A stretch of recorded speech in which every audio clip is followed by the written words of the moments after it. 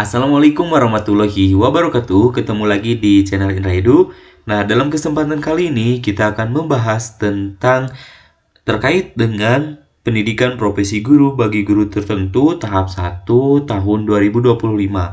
Nah, sebelumnya silakan Bapak dan Ibu guru like, komen, dan boleh share kepada teman-temannya supaya kita semua bisa mendebar manfaat yang lebih banyak lagi.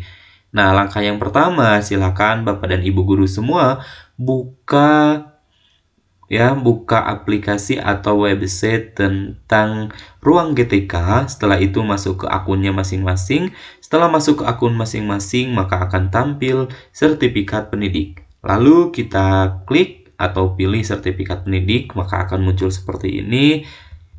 Di dalamnya ada kumpulan informasi terkini PPG bagi guru tertentu, pelajari modul. Nah, di sini ada 3 modul ya. Modul pertama tentang pembelajaran mendalam dan asesmen. Ini bersifat umum. Terus juga berlakunya adalah 8 hari. Setelah itu di dalamnya ada 4 unit pembelajaran. Silakan Bapak dan Ibu guru pelajari. Nanti kita akan bahas apa saja sih yang ada di dalam unit pembelajaran tersebut. Lalu modul yang kedua ada pembelajaran sosial emosional. Nah, sosial emosional ini nanti akan tersedia yaitu pada tanggal 13 Juni tahun 2025, dan modul yang ketiga yaitu filosofi pendidikan dan pendidikan nilai sama akan tersedia pada tanggal 13 Juni tahun 2025. Nah, mari kita pelajari bersama, atau lebih tepatnya kita akan mengetahui di dalamnya itu seperti apa saja, dan nanti kita akan mengisi bersama-sama tentang latihan pemahaman terkait dengan tiap unit pembelajaran. Ya, silakan buka pelajari mendalam ya, tentang pembelajaran mendalam dan asesmen. Ini bersifat umum materinya. Lalu kita scroll ke bawah. Kita pilih menerapkan prinsip understanding by design pada pembelajaran tahun 2025. Nah, di sini di menerapkan prinsip understanding by design pada pembelajaran ada beberapa aktivitas. Ada naskah akademik. Silakan Bapak dan Ibu guru klik lalu buka. Nanti setelah dibuka bisa di-download dan nanti akan tercentang berwarna hijau. Sampai pastikan Bapak dan Ibu guru sampai tercentang warna hijau. Nah, sekarang kita ke latihan pemahaman ya. Nah, di latihan pemahaman ini berupa soal-soal. Di sini ada 10 soal yang akan kita bahas secara bersama-sama ya. Nah, soal yang pertama di sini pembahasannya atau pertanyaannya yaitu tentang fase ya. Fase-fase yang perlu dilakukan untuk merancang perencanaan pembelajaran berbasis prinsip UBD adalah titik-titik. Kira-kira pilihan jawaban yang tepat adalah yang mana? Ya, jawabannya adalah merumuskan tujuan, asesmen, dan kegiatan pembelajaran. Coba kita jawab. Oke, betul ya jawabannya. Lalu kita klik lanjut. Soal nomor 2. Nah, di sini soal nomor 2, apa yang seharusnya dilakukan, diketahui, dan dipahami oleh peserta didik di akhir pengajaran? Pertanyaan tersebut perlu dirumuskan oleh guru apabila akan melakukan tahap titik-titik. A. Perencanaan strategi pembelajaran. B. Merumuskan tujuan pembelajaran. C. Merancang asesmen. D. Perencanaan kegiatan pembelajaran. E. Perencanaan model pembelajaran. Jawaban yang tepat adalah jawabannya adalah yang B. Kita jawab ya. Oke, betul ya. Kita lanjutkan ke soal nomor 3. Bagaimana saya dapat mengetahui bahwa pembelajaran telah mencapai hasil belajar yang diinginkan? Pertanyaan tersebut perlu dirumuskan oleh guru ketika akan melakukan tahap titik-titik. A. Merencanakan model pembelajaran. B. Merumuskan tujuan pembelajaran. C. Merancang asesmen. D. Merancang kegiatan pembelajaran. E. Merencanakan pendekatan pembelajaran. Jawabannya adalah merancang asesmen. Jawabannya adalah yang C. Jawab. Oke, betul. Lanjut soal nomor 4. Bagaimana saya mendesain kegiatan pembelajaran agar peserta didik yang beragam dapat mencapai tujuan pembelajaran? Merupakan pertanyaan penting yang perlu dipertimbangkan pada tahap Jawabannya adalah A. Merencanakan model pembelajaran, B. Merumuskan tujuan pembelajaran, C. Merancang asesmen, D. Merancang kegiatan pembelajaran, E. Merencanakan pendekatan pembelajaran. Jawabannya adalah merancang kegiatan pembelajaran. Jawabannya adalah yang D. Oke, kita lanjutkan pada soal berikutnya nomor 5. Setelah memahami substansi CP,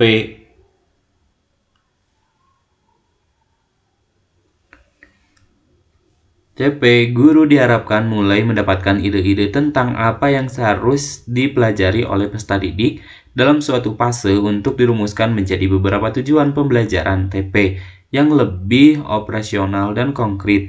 Dalam merumuskan tujuan pembelajaran TP, guru dapat memilih beberapa alternatif teknik berikut kecuali merumuskan TP secara langsung berdasarkan CP, merumuskan TP dengan cara menganalisis kompetensi dan lingkup materi pada CP, lalu yang C merumuskan TP secara lintas elemen, D merumuskan TP dengan memperhatikan karakteristik peserta didik, E merumuskan TP berdasarkan intuisi pribadi tanpa mempertimbangkan kebutuhan peserta didik. Di sini adalah yang kecualinya. Berarti merumuskan TP berdasarkan intuisi pribadi tanpa pertimbangan kebutuhan peserta didik. Lanjut, soal nomor 6.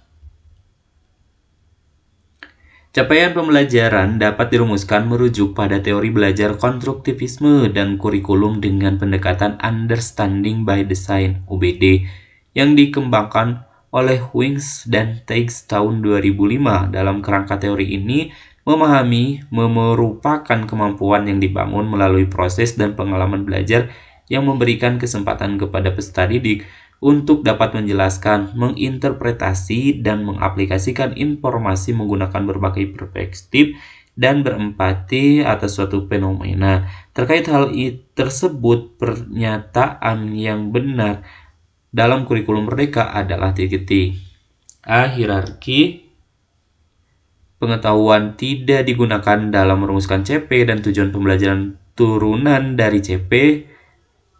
Taksonomi pengetahuan tidak menggunakan kata kerja operasional yang spesifik. C. Memberi kebebasan kepada guru mengikuti taksonomi pengetahuan menurut teori yang disukai.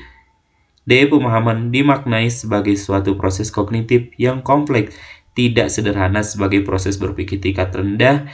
E. Menganggap bahwa memahami dapat dicapai tanpa melibatkan proses dan pengalaman belajar yang mendalam serta tanpa memberikan kesempatan untuk menjelaskan, menginterpretasi, dan mengaplikasikan informasi dengan berbagai perspektif. Jawaban yang tepat adalah pemahaman dimaknai sebagai suatu proses kognitif yang kompleks, tidak sederhana sebagai proses berpikir tingkat rendah. Oke, lanjut soal nomor 7. Pembelajaran dan asesmen merupakan suatu kesempatan yang sebaiknya tidak dipisahkan. Terkait hal tersebut, guru dan peserta didik perlu memahami kompetensi dan hendak dicapai agar keseluruhan proses pembelajaran diupayakan untuk mencapai kompetensi yang dimaksud. Kaitan antara pembelajaran dan asesmen digambarkan dan diilustrasikan melalui ilustrasi berikut kecuali A. Guru harus memastikan bahwa tujuan pembelajaran sudah sesuai dengan tahapan dan kebutuhan peserta didik berdasarkan hasil asesmen awal. B. Guru dapat mengukur capaian hasil belajar peserta didik pada akhir pembelajaran jika diperlukan. C. Sepanjang proses pembelajaran, guru dapat mengadakan asesmen formatif untuk mengetahui sejauh mana tujuan pembelajaran sudah dicapai oleh peserta didik. D. Guru perlu merancang asesmen yang dilaksanakan pada awal pembelajaran, pada saat pembelajaran, dan pada akhir pembelajaran. E. Proses pembelajaran sebaiknya dilakukan tanpa memperhatikan hasil asesmen karena hal itu dapat menghambat kreativitas peserta didik. Jawaban yang tepat adalah guru dapat mengukur capaian hasil belajar peserta didik pada akhir pembelajaran jika diperlukan. Jawabannya adalah yang B. Kita lanjutkan nomor 8. Pada saat mata pelajaran, terdapat sejumlah capaian pembelajaran CP sebagai kompetensi pembelajaran yang harus dicapai oleh peserta didik pada setiap fase. Rumusan CP tersebut memberikan gambaran tentang tujuan umum dan ketersediaan waktu untuk mencapai tujuan tersebut dalam 6 etape yang disebut fase. Pemanfaatan fase-fase CP dalam perencanaan pembelajaran dapat dikemukakan sebagai berikut kecuali titik-titik. A. Memungkinkan kolaborasi guru pada fase yang sama untuk merancang pembelajaran yang efektif bagi peserta didik. B. Mendorong guru fokus pada ketercapaian CP di akhir fase tanpa perlu memperhatikan perkembangan peserta didik dan kesinambungan proses pembelajaran antar kelas. C. Memberi kesempatan pada guru untuk melaksanakan pembelajaran sesuai dengan kesiapan peserta didik. D. Memungkinkan guru merancang dan melaksanakan pembelajaran secara fleksibel. DE. Memastikan peserta didik mencapai kompetensi pembelajaran. Jawaban yang tepat adalah mendorong guru fokus pada ketercapaian CP di akhir fase tanpa perlu memperhatikan perkembangan peserta didik dan kesinambungan proses pembelajaran antar kelas. Jawabannya adalah yang B. Lanjut soal nomor 9. Pernyataan berikut atau pernyataan terkait ketercapaian tujuan pembelajaran KKTP berikut ini yang benar adalah titik-titik.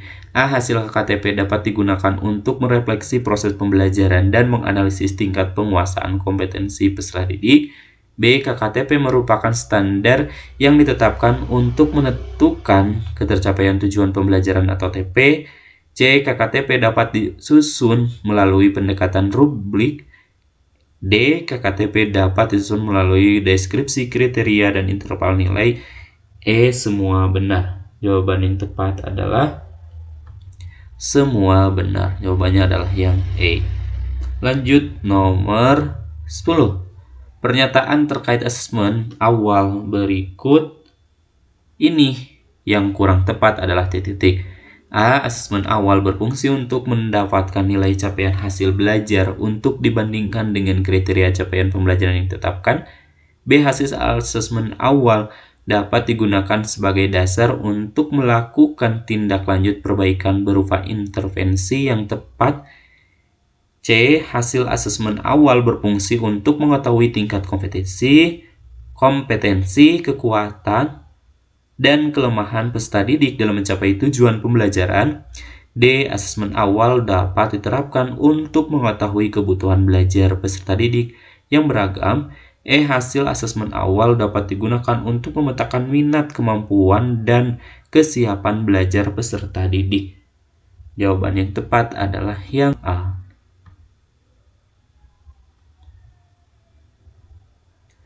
Oke, selamat latihan pemahaman selesai. Silahkan pelajari konten yang ada di aktivitas terlebih dahulu agar Anda dapat mengisi refleksi.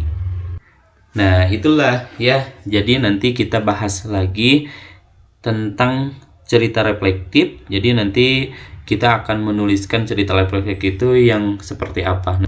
Sekian dan terima kasih. Sampai jumpa di video pembahasan berikutnya. Semoga bermanfaat. Kami akhiri.